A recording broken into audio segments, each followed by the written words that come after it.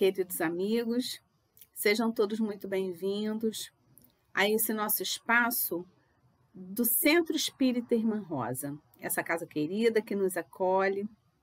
Eu me chamo Simone Barros, sou tarefeira da casa e damos especialmente boas-vindas a cada um de vocês que escolheram estar conosco aqui hoje. Quem trará o estudo para nós no dia de hoje é a nossa companheira, também tarefeira da casa, Cibele Guimarães. Mas antes de passarmos a palavra para Cibele, vamos fazer a nossa leitura e a nossa prece de harmonização. A leitura de hoje está no livro Bezerra, Chico e Você, psicografia do nosso querido Chico Xavier, ditado por Bezerra de Menezes, na lição que se intitula Imperativo Maior. Bezerra nos diz: confiemo-nos a Jesus, agindo e abençoando constantemente, porque encontramos no mais além o princípio da caridade por norma de ação.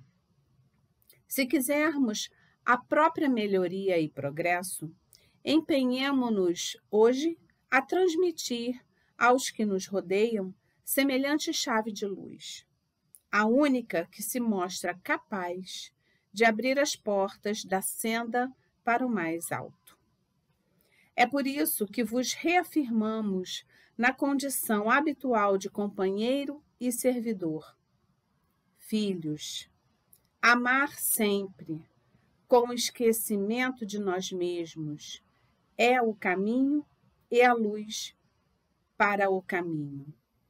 Ainda assim, devotados à concretização desse programa de origem divina, acrescentemos que perseverar no bem, amando e servindo, a despeito de todas as lutas e de todas as provações da jornada, é o imperativo dos imperativos do amor, que não podemos e nem devemos esquecer.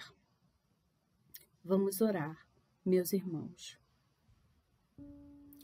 Mestre amado, querido amigo, espiritualidade incansável dessa casa querida que nos acolhe e protege, que possamos nesse momento congregar com todos aqueles que estão conosco aqui conectados, com todas as famílias, com todos os lares, com cada coração. Que as palavras trazidas pela nossa querida amiga Cibele possa penetrar as nossas vidas, as nossas mentes, os nossos corações, permitindo que deixe a semente de conhecimento necessária para que os nossos hábitos possam se modificar, para que as nossas vidas possam ter a oportunidade de melhora, trazidas por nós diante desse conhecimento que temos a oportunidade de receber. Agradecemos imensamente esse momento, querido amigo, e pedimos que fique conosco, nos amparando e nos protegendo. Que assim seja, graças a Deus. Passamos então a palavra neste momento para Cibele Guimarães. Olá, amigos, muito boa tarde, boa noite, não é bom dia, dependendo da hora que vocês estão assistindo esse vídeo. E aqueles que estão nos assistindo da Irmã Rosa, queremos abraçar a cada um de vocês e anunciar, não é? Que semana que vem, hoje, dia 1º de abril, que semana que vem, a partir de segunda-feira, dia 4, estaremos de volta com as nossas palestras presenciais, que continuarão a ser transmitidas para o YouTube, não é? Algumas para o Facebook, retornando, então, aos poucos à nossa rotina, que sabemos que não será a mesma, mas que com certeza conseguiremos, como sempre, sentir a presença de Jesus quando a gente se esforça, quando a gente coloca a nossa vontade nesse querer. Hoje a gente vai conversar sobre o tema vigília maternal. Esse tema, ele está no livro O Espírito da Verdade, um livro de de Francisco Cândido Xavier, na psicografia de Francisco Cândido Xavier e Valdo Vieira, por espíritos diversos. Mas esse capítulo, que se chama Vigília Maternal, ele foi escrito pela nossa irmã Anália Franco. E é um capítulo muito interessante que nos traz muitas reflexões. Começando assim as nossas reflexões, quando se fala do próprio nome, vigília maternal, vamos entender aqui como maternal todos aqueles que maternam, né? Porque a gente tem ainda o hábito de associar a maternidade simplesmente à mãe, à mulher. Não. É a vigília daquele que materna, daquele que está na posição de cuidar daquele ser, de maternar realmente, não é? Pode ser uma mulher, pode ser um homem, pode ser duas mulheres, dois homens, enfim, não importa quem esteja nessa posição. O que a Anália Franco nos pede é que a gente vigie. E vigiar o quê? E a gente começa lançando um olhar sobre o Livro dos Espíritos. Lá no Livro dos Espíritos, a gente tem essa pergunta, que é a pergunta, gente, 582, estou trocando aqui a ordem, em que Kardec pergunta sobre a missão da paternidade. Pode-se considerar como missão a paternidade? E aí, de novo, a gente vai entender, né, a paternidade no geral. E qual é a resposta dos espíritos? O que eles nos dizem? Eles dizem que sim, é sem contestação possível, né? Não dá para a gente dizer que não, é uma verdadeira missão. E ao mesmo tempo, ele acrescenta, né? Os espíritos acrescentam, e ao mesmo tempo, grandíssimo dever, e que envolve mais do que o pensa o homem, a sua responsabilidade quanto ao futuro. Então, é uma missão e os espíritos nos chamam a atenção para a questão da responsabilidade. E aí é bom a gente esclarecer, a gente conversar um pouquinho sobre o que a gente entende por responsabilidade. Porque muitas das vezes, a nossa compreensão daquilo que é a responsabilidade às vezes ela está um pouco assim deturpada, um pouco confusa. O que entendemos por responsabilidade?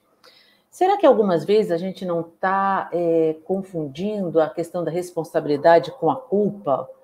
Porque a gente acha que é nossa responsabilidade fazer com que os nossos filhos sejam felizes. E sejam felizes o tempo todo.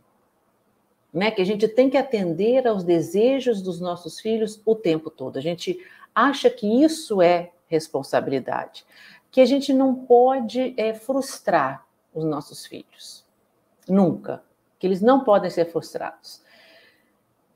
Ou então a gente entende a responsabilidade de uma forma, digamos, mais extrema, em que a gente acha que a gente tem que ser rígido, que a gente tem que dar aquela educação bastante rígida.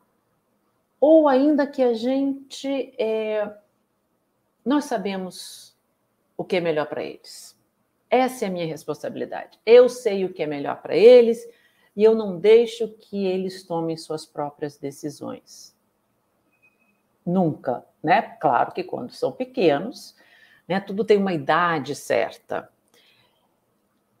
Mas às vezes a gente acha que não, que eles são sempre crianças e não podem tomar suas próprias decisões. Então, o que a gente entende por responsabilidade?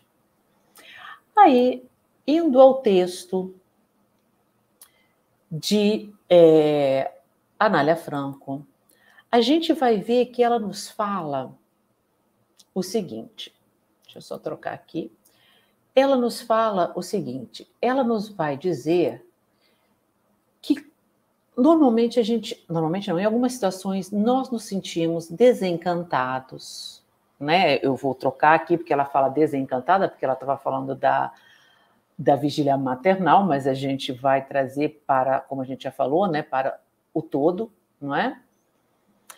Então, desencantada, com as leves nódoas de indignidade que lhe entreviste no caráter, repara chorando que ele não é mais a aparição celeste dos primeiros dias. E ao ponderar-lhe a falência iniciante, temes a liberdade que o tempo lhe concederá na construção do seu destino. Então, o que ela está dizendo para a gente aí?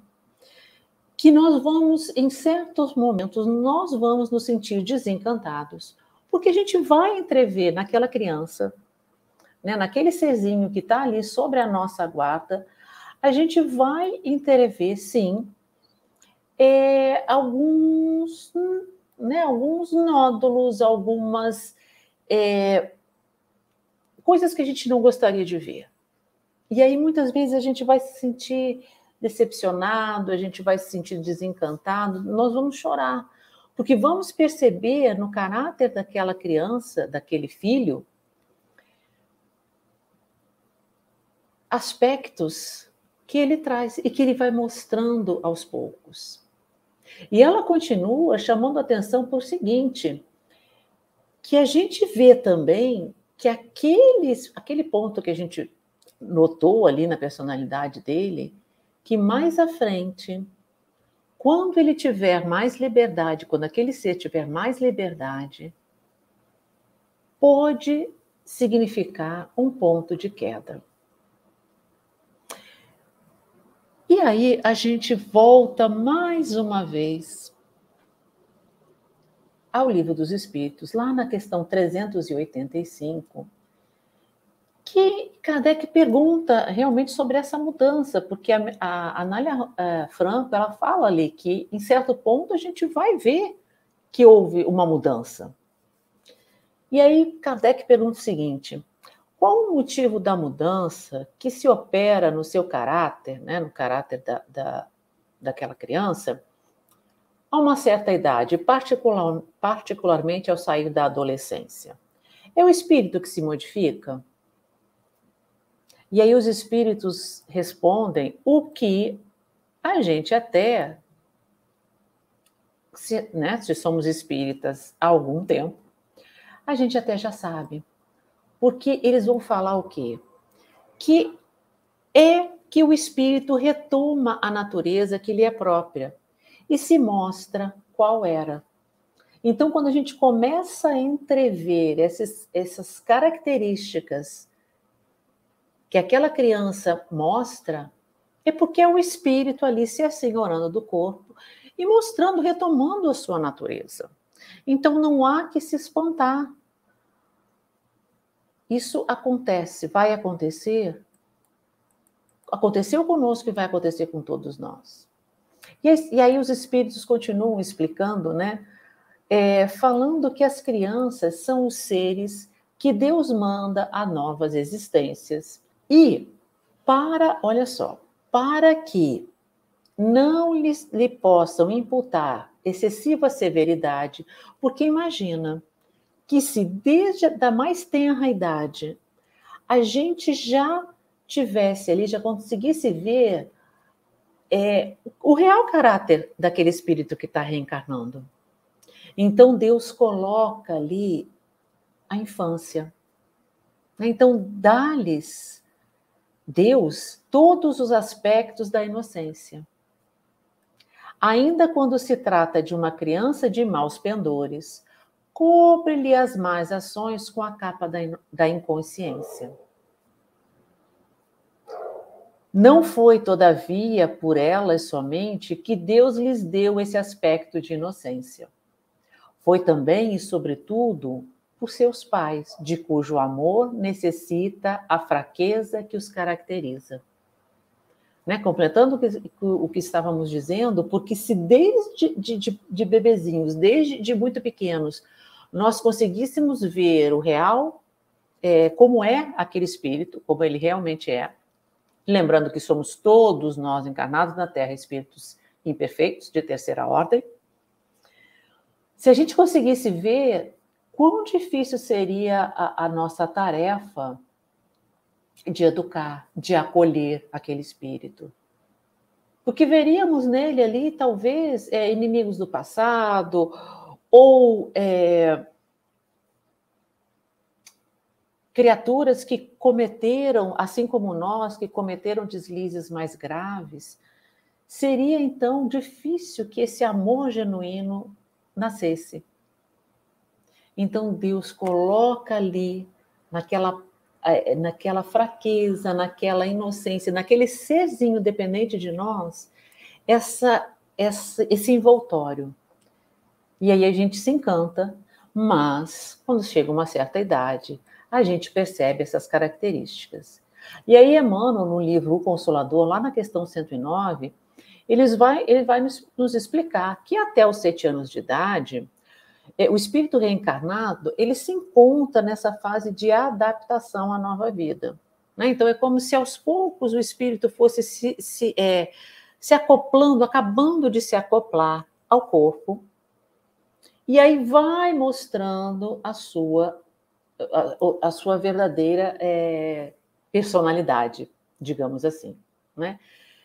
Mas, olha só, então, nesse período aí de adaptação, é um período extremamente suscetível, nos diz Emmanuel, de receber as influências exteriores, a fim de consolidar os princípios renovadores para trilhar um caminho novo na vida.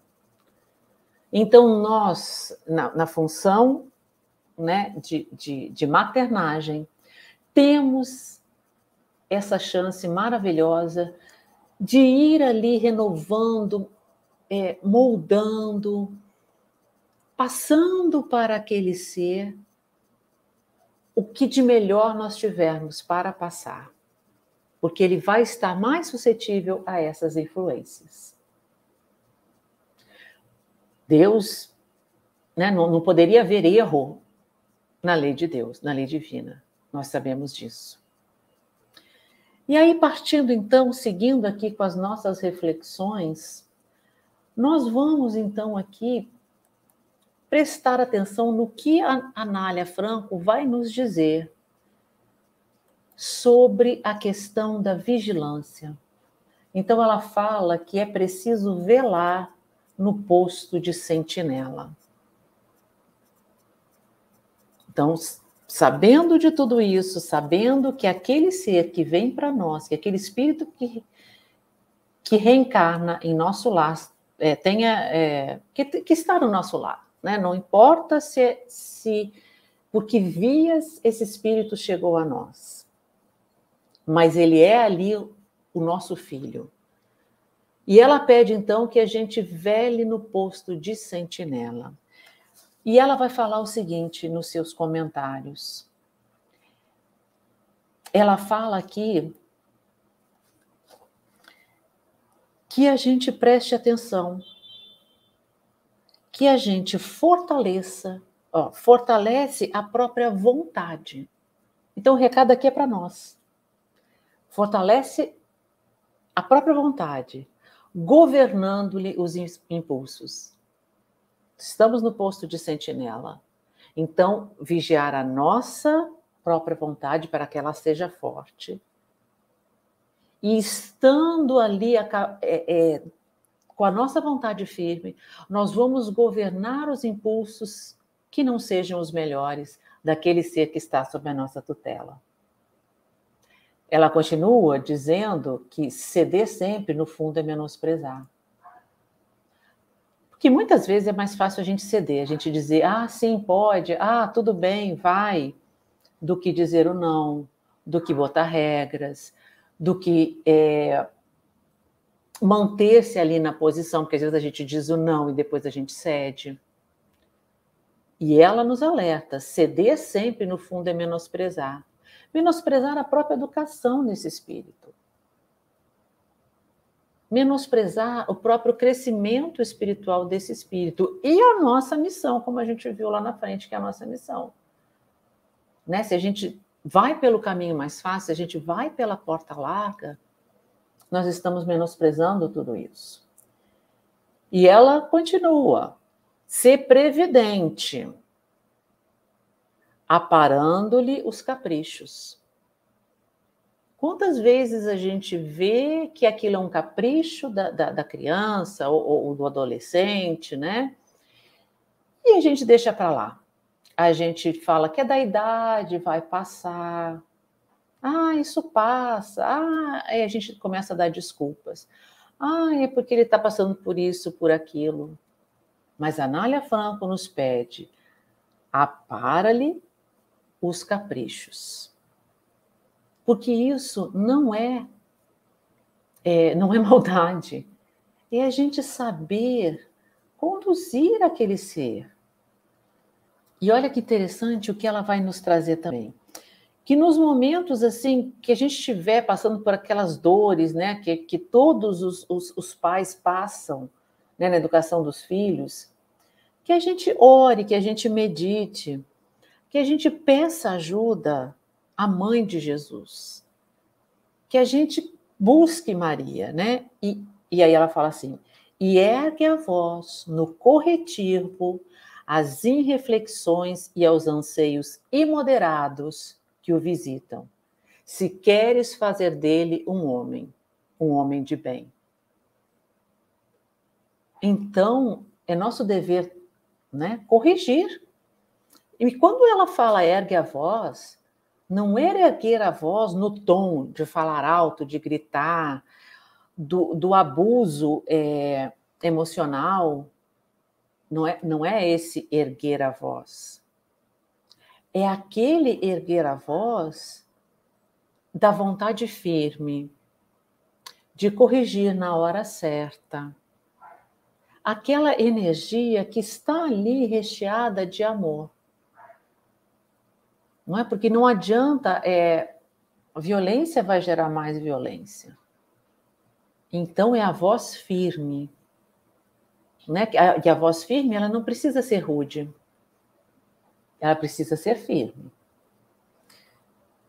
E ela fala para que a gente dose o sal da energia com o mel da brandura. E aí eu trago agora para vocês uma reflexão não espírita, mas que vem muito a calhar e tem tudo a ver com o que nós estamos falando. Está nesse livro, é um livro de psiquiatria, aliás, né? Em que as autoras, na verdade, as organizadoras, elas vão aqui, nesse capítulo, elas estão analisando, né, um livro que fala de dependência química, né, adição, dependência, compulsão e impulsividade. Nesse capítulo, elas estão falando sobre a droga-adição na adolescência. E olha o que elas trazem falando, sendo comprovado por estudos. Né, que estudos relatam que pais mais responsivos, consistentes, com expectativas adequadas para a fase do desenvolvimento, que valorizam conquistas e proporcionam ambientes familiares com regras claras e afeto. Então, ela fala de nós sermos responsivos, consistentes, elas falam, né? Tendo nos nossos lares regras claras, afeto. Isso cria crianças mais seguras, capazes de reagir melhor a situações de crise. Porque a gente sabe que a ciência mostra que em momentos de crise, né, em alguns momentos a gente passa por frustrações que podem gerar crises, ou por outras crises, né? Nós passamos, as crianças passam, os adolescentes passam. E assim como nós fugimos, as nossas crianças, os nossos adolescentes, os nossos filhos também podem procurar a fuga. E às vezes procuram a fuga através da droga. Mas se nós fizermos a nossa parte em dar-lhes regras claras, consistentes, a vigilância, dando o nosso melhor, cria nesse ser segurança. E ele vai saber enfrentar as frustrações da vida, porque serão muitas, né? A vida é cheia de frustrações, cheia de crises. Então, se a gente sabe passar por essas crises, a gente não foge, como diz Joana de Ângeles, a gente não opta pelas fugas espetaculares.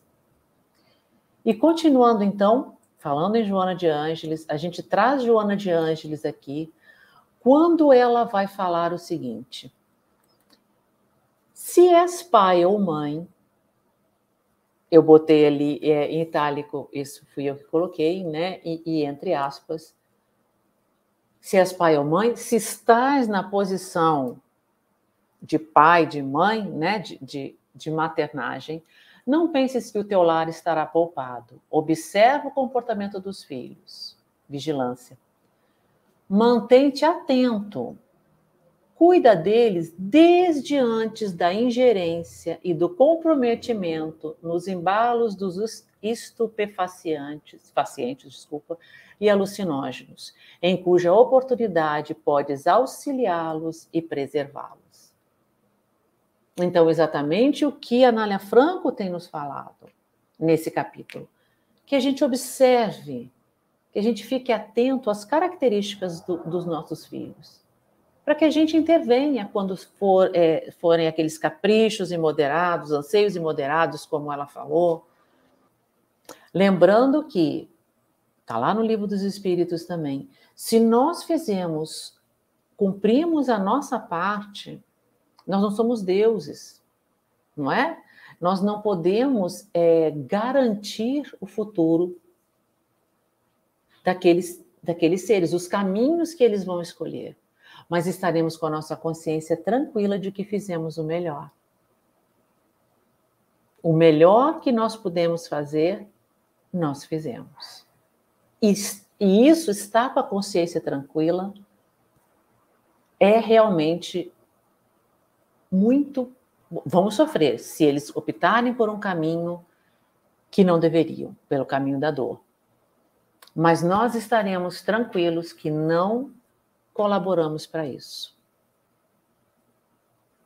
E aí, continuando, e aí a Anália Franco nos pede que a gente não se faça borboleta do sono, né?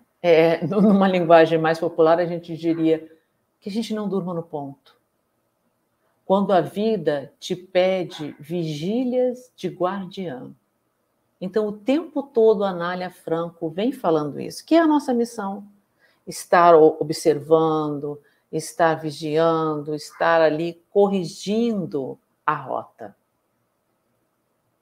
Até o ponto que os nossos filhos, que esses seres que estão sob a nossa tutela, vão criar as suas asas e vão voar.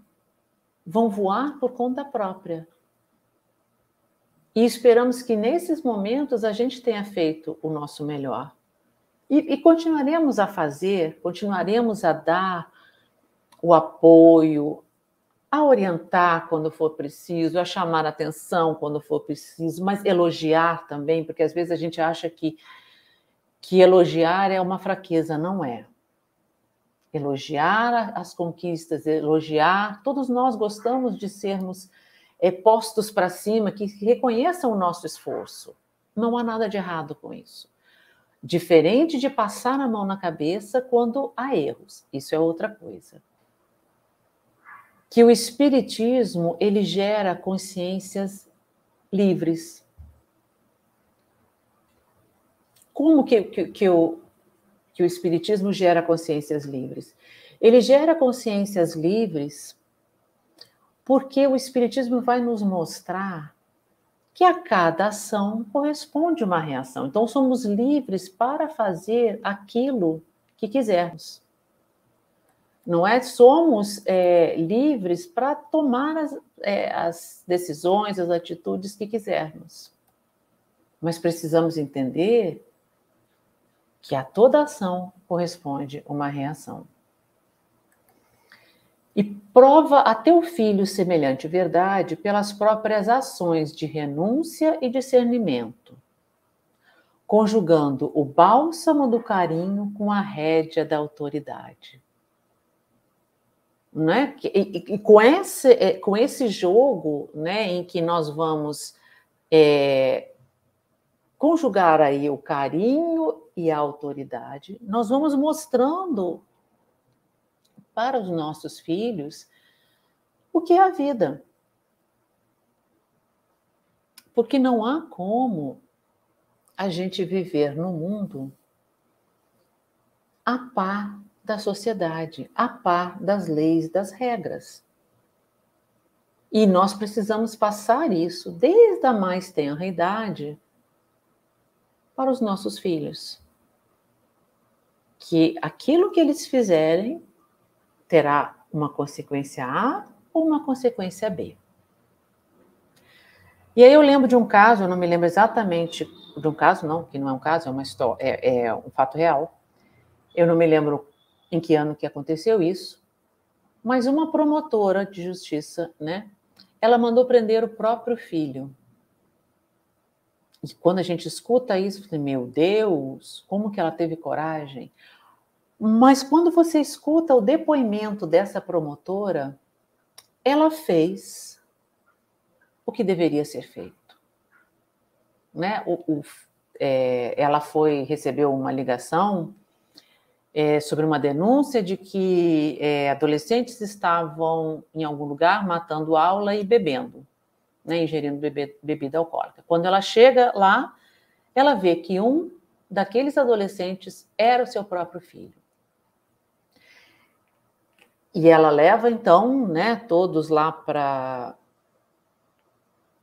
algum lugar, aí eu não me lembro exatamente para onde, enfim, mas ela junta todos, chama os pais, e aqueles adolescentes, então, são liberados com os pais assinando um termo de responsabilidade, mas o filho dela, ela fala com o delegado que ele prenda, que ele passe aquela noite na cadeia. E aí o delegado fala, mas a gente não tem cadeia para menor de idade, não tem cela para menor de idade. Ela falou, agora tem, escreva num papel aí que essa é uma cela de detenção e coloque na porta. Não é? E aí ela complementa dizendo que as regras precisam ser cumpridas. E ela tinha que dar o exemplo, porque ela não ia passar a mão na cabeça do próprio filho. Muito bom esse exemplo para a gente refletir sobre ele, né? Porque muitas vezes a gente acha, meu Deus, né? E corre para botar panos quentes nas situações, não, mas é coisa de adolescência. Mas ela foi ali, firme, não excedeu, apenas mostrou que há consequências. Falaremos agora, então, trazemos agora, então, finalizando, o que a Anália Franco nos traz, né? Assim, pois, embora muitas vezes torturada na abnegação incompreendida, mostra a teu filho que a lei divina é insubornável. Porque talvez a lei dos homens, né, em muitos casos, a lei dos homens ela é subornável. Então, aquela promotora que a gente trouxe o caso, ela poderia ter subornado a lei dos homens. Poderia ter passado a mão na cabeça do seu filho, afinal de contas, ele era filho da promotora. Podia, como se diz, ter feito vista grossa. Mas aí o que a Anália Franco nos traz nos pede que a gente mostre aos nossos filhos que a lei divina é insubornável e que todo o espírito é responsável por si próprio. Então, é a responsabilidade, é a liberdade com responsabilidade.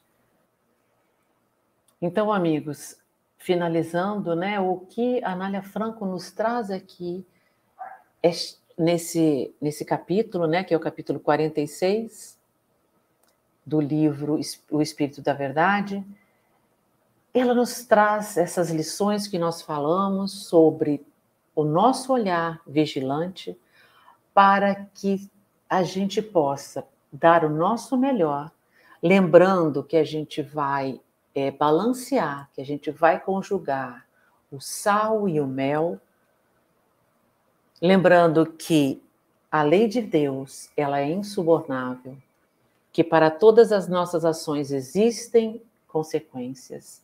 Se a gente consegue passar essas virtudes, esses conceitos para os nossos filhos, nós estaremos ajudando a eles a se tornarem homens de bem. Queridos amigos, obrigada pela atenção de todos. Fiquem em paz. E antes de encerrarmos, vamos fazer a nossa prece final. Convido a todos, aqueles que se sentirem à vontade, se quiserem fechar seus olhos, podendo se recordar da imagem de Jesus estendendo seus braços para cada um de nós, nos fortalecendo, não só na missão da paternidade, como vimos hoje, mas na nossa missão de sermos pessoas melhores, na nossa missão de darmos conta do nosso crescimento espiritual. Pedimos aos benfeitores da Casa da Irmã Rosa que possam distribuir essas energias benfazejas por todos esses lares, por todos nós que aqui nos encontramos, para que saiamos daqui fortalecidos, na certeza de que jamais estamos desamparados, na certeza de que Deus vela por cada um de nós. Jesus amado, nosso irmão mais velho, te agradecemos pelos exemplos, te agradecemos, Mestre, por ter vindo à Terra para nos auxiliar. Que assim seja, graças a Deus.